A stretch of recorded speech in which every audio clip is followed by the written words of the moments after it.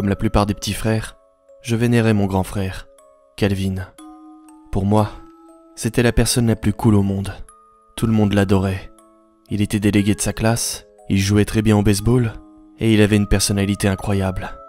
D'ailleurs, ça ne m'étonnait pas que toutes les filles étaient après lui, et même s'il était plus âgé, avec moi, contrairement aux clichés, il était adorable.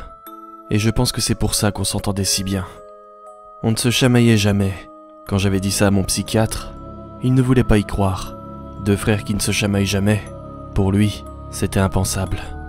Mais Calvin était différent. Il m'écoutait toujours quand je voulais parler, et il me laissait me coucher par terre dans sa chambre pour écouter de la musique avec lui pendant qu'il faisait ses devoirs. J'avais l'impression d'être le garçon le plus chanceux du monde. Pendant notre enfance, on avait grandi dans une petite ville, au beau milieu de Rhode Island. Et j'imagine que ce qui nous avait rapprochés, c'était la situation spéciale de notre famille. Mon père était alcoolique, et lorsqu'il rentrait complètement saoul à la maison, il passait ses nerfs sur nous. Mais Calvin ne l'avait jamais laissé me faire du mal. Il me laissait même dormir avec lui le soir, pour pas que je n'aie à entendre mes parents se battre dans la chambre, qui se trouvait juste à côté de la mienne. Ma mère était impuissante devant la situation, mais elle essayait de faire de son mieux. Elle était totalement sous le contrôle de mon père, et n'arrivait pas à sortir de cette situation. Elle pensait souvent à s'en aller avec nous, mais elle avait trop peur. Et malheureusement pour nous, ma mère est morte quand j'avais 13 ans. D'après son autopsie, le médecin légiste avait déclaré une mort par overdose d'antidouleur. Pour lui, c'était accidentel. Mais moi, je n'en étais pas si sûr. Après sa mort, l'état de mon père a empiré. Ça a pris une telle ampleur que quand Calvin a eu son bac, il a trouvé un petit boulot et a déménagé dans un appartement en m'emmenant avec lui. Mon père n'a pas vraiment insisté pour me garder. De toute façon, il avait toujours dit qu'il n'avait jamais voulu avoir d'enfant. Dès ce moment-là, c'était comme si Calvin et moi étions seuls contre le monde. Il allait à la petite université de notre ville et il travaillait à mi-temps dans un supermarché. Il ne gagnait pas beaucoup d'argent, mais ça nous permettait de pouvoir manger. Je n'étais pas le plus facile à vivre à cause de mon enfance perturbante, et j'avais beaucoup de mal à me faire des amis. Mais malgré ça, Calvin ne m'avait jamais laissé tomber. Il était juste content de nous avoir sortis de notre vie chaotique, et que l'on puisse vivre ensemble. Et c'est à ce moment-là de notre vie qu'on a fait la plus grosse des erreurs.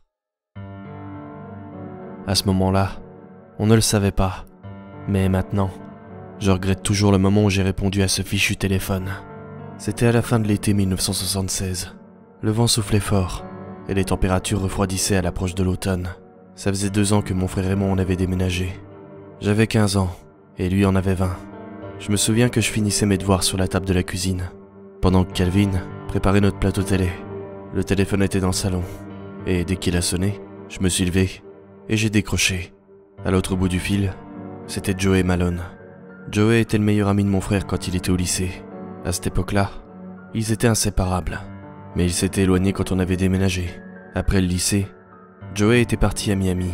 Après m'avoir parlé pendant un moment, il m'a demandé d'un air sérieux de lui passer mon frère, car il avait apparemment quelque chose de très important à lui dire. J'ai fait signe à Calvin et je lui ai passé le combiné. Je suis retourné dans la cuisine, et de là, j'arrivais à entendre mon frère rigoler en parlant avec son vieil ami. Ils ont dû rester au téléphone pendant une bonne heure, car j'avais eu le temps de sortir nos plateaux télé du four et de finir de manger le mien, avant que Calvin ne revienne. Je suis vraiment désolé, Marlon. Il avait doucement souri, et s'était assis en face de moi. Tu ne vas pas en revenir. J'ai froncé les sourcils. Qu'est-ce qu'il y a? Il est en prison? Et je dis en rigolant. Non, mais peut-être qu'il ne va pas tarder à y être. Ses voisins partent en week-end, et il va organiser une énorme fête dans leur maison pendant qu'ils ne sont pas là. S'il a appelé, c'est qu'il veut nous inviter à y aller. Tu y crois, toi? Il avait dit ça en pouffant, avant de prendre une bouchée de son poulet froid. J'aurais dû savoir à ce moment-là que c'était une mauvaise idée. C'était illégal de rentrer chez des gens sans leur permission, et ça l'était encore plus d'y faire une fête. Mais j'étais un garçon naïf de 15 ans, alors bien sûr, j'ai accepté. Calvin et moi avions décidé d'aller jusqu'à chez Joey en voiture. Ça allait nous prendre du temps depuis Rhode Island, mais on avait tellement hâte qu'on s'en moquait complètement. Et on a passé une bonne partie de la route à écouter The Doors à la radio et à chanter leurs chansons à plat poumon. Je me sentais vraiment bien, mais ce que je ne savais pas, c'est que j'allais vivre la nuit la plus horrible de toute ma vie. Et si j'avais su, j'aurais demandé à Calvin de faire demi-tour ou de nous faire tomber d'une falaise. Je ne sais même plus combien de temps de route on avait déjà fait, mais il était 9 h du soir quand on a remarqué qu'on était complètement perdu. En regardant la carte, on pensait être dans le New Jersey, mais en même temps, ça n'en avait pas vraiment l'air. T'es sûr qu'on n'est pas à l'opposé? Sans retirer les yeux de la route, Calvin avait acquiescé de la tête. Bien sûr que non, on n'est pas à l'opposé. Joey m'a expliqué comment venir. J'ai levé les yeux au ciel et j'ai fait une bulle avec le chewing-gum que j'étais en train de mâcher. On a continué de rouler pendant environ 1 heure avant que je nous déclare officiellement perdus. Mon frère avait l'impression que Joey était une espèce de génie. Mais moi, je savais que ce n'était pas le cas. Calvin commençait à fatiguer. Et moi, j'en avais marre. Ça faisait trop longtemps que j'étais assis dans la même position. Et je ne sentais même plus mes jambes. On peut s'arrêter quelque part. Tu ne crois pas que s'il y avait un endroit où s'arrêter, je l'aurais déjà fait il y a au moins 2 heures? Il avait répondu entre 2 toux sifflantes. Est-ce que ça va? Lui ai-je demandé très inquiet. Il a acquiescé, en disant qu'il avait juste quelque chose dans la gorge. Normalement, je ne me serais pas autant inquiété. Mais cette nuit-là, vu que j'étais déjà stressé par la route, j'ai commencé à psychoter. Calvin était asthmatique, et j'ai failli le perdre plusieurs fois à cause de ça. C'était terrifiant, presque autant que la route sans fin qui se trouvait devant nous. Environ 30 minutes plus tard, Calvin a commencé à perdre son sang-froid. Bordel, cet abruti ne savait vraiment pas de quoi il parlait. Je n'ai pas répondu. Je savais que de toute façon, il n'admettrait pas que j'avais raison. Et en plus, je commençais réellement à me sentir mal à l'aise en regardant autour de nous. C'était bizarre qu'on ait conduit plusieurs heures en ne voyant que les arbres et une voiture tous les 80 km. Je voulais pas l'admettre, mais j'avais peur. Où est-ce qu'on allait bien pouvoir dormir? Sur le bord de la route? Rien que le fait d'y penser me donnait la chair de poule. On avait tous les deux très faim, et Calvin m'a demandé de regarder sur la carte s'il y avait un endroit où s'arrêter, ou un motel à proximité. Et il n'y en avait pas, mais à environ 22h30, alors que Calvin s'endormait presque au volant, j'ai remarqué un petit diner sur notre vieille carte. Calvin, regarde! J'étais tellement excité que je parlais très fort. Il y a un restaurant, dans environ 8 km. Ses yeux s'étaient écarquillés. T'es sérieux? Ouais, il devrait y avoir une sortie dans quelques mètres. Je n'arrivais pas à croire à quel point on avait de la chance, même si je trouvais ça bizarre qu'il y ait un lieu comme celui-là, au beau milieu de nulle part. Mais j'avais faim. Alors, j'ai vite arrêté d'y penser.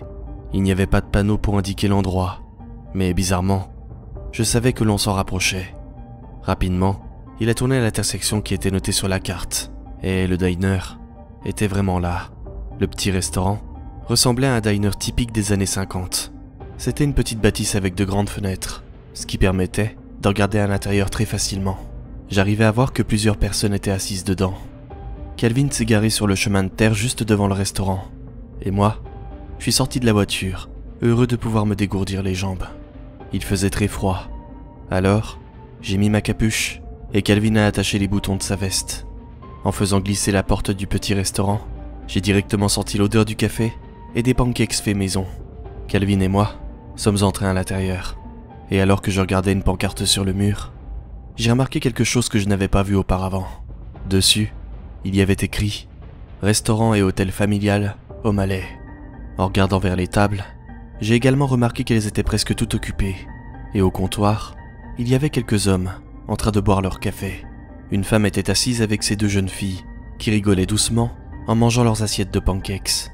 Un groupe d'adolescents, portant des blousons en cuir, était debout devant le jukebox. L'un d'entre eux a mis une pièce, et une musique de Buddy Holly a démarré. À ce moment-là, un sentiment de danger m'a soudainement envahi. Je ne savais pas pourquoi, mais il ne voulait pas s'en aller, et j'ai immédiatement regretté de m'être arrêté ici. J'étais tellement dans mes pensées que je n'ai même pas entendu la femme se rapprocher de nous. Je peux vous aider, les enfants?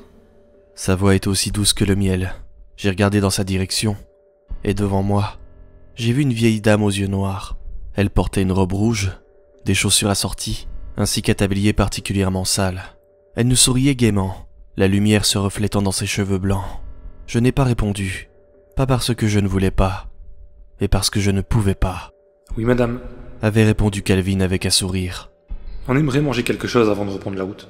Il m'a tapoté le dos, et j'ai fait un mouvement de tête pour acquiescer.